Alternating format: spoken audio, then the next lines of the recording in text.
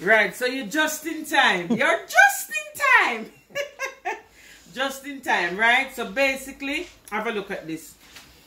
My first port of call was to put the to scale the fish, wash it with vinegar, and put it to boil. So I boiled it and I've separated it. Have a look.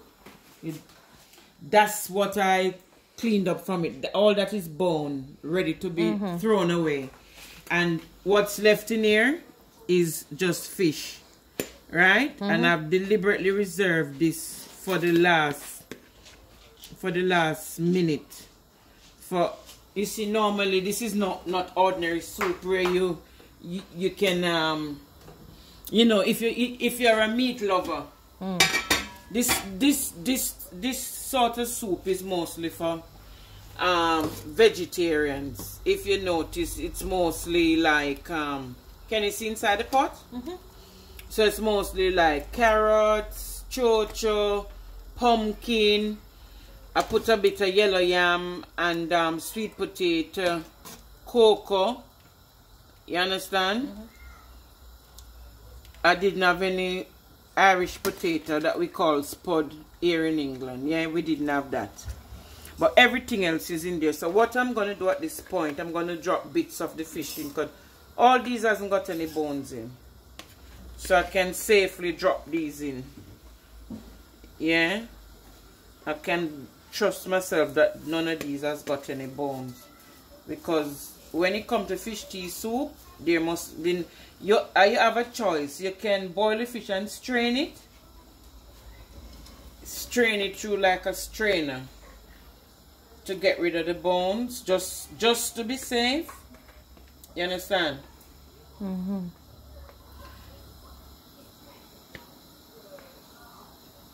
I have to look carefully to make sure there's no bones, because when you're drinking your soup, you don't want any bones at your throat. So I'm putting like the bigger pieces of fish in it. So I'm not too sure about that, so I'm not going to put all that in. Like I said, it's not about meat. It's mostly, fish tea is mostly for like Rastafarian people love fish tea, and people who are vegetarians. You got lacto-vegetarian and strict vegetarian. But I'm going to do something naughty.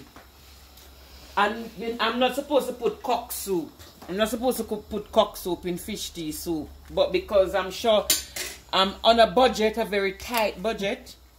So, luckily we bought a whole carton of cock soup, which we've got some remaining. So, I'm going to take the liberty of indulging. Yeah. I'm going to put it in it. It might change the taste slightly, but not too much. The whole point about it, when you're ready to sit and indulge, you'll find that it's very tasty and very delicious. You understand? So everything is in it. Your dumplings, your yellow yam, your pumpkin, your chocho, your carrot, your pepper, your scallion, thyme, mixed herbs, and I'm going to put a little bit of all-purpose in it. I'm going to put a little bit of all-purpose seasoning in it. Not too much. Just a little bit, just for taste, you know. And for extras, I'm going to put a bit of butter. You know the saying I said, Betty bought a bit of butter. Alright guys.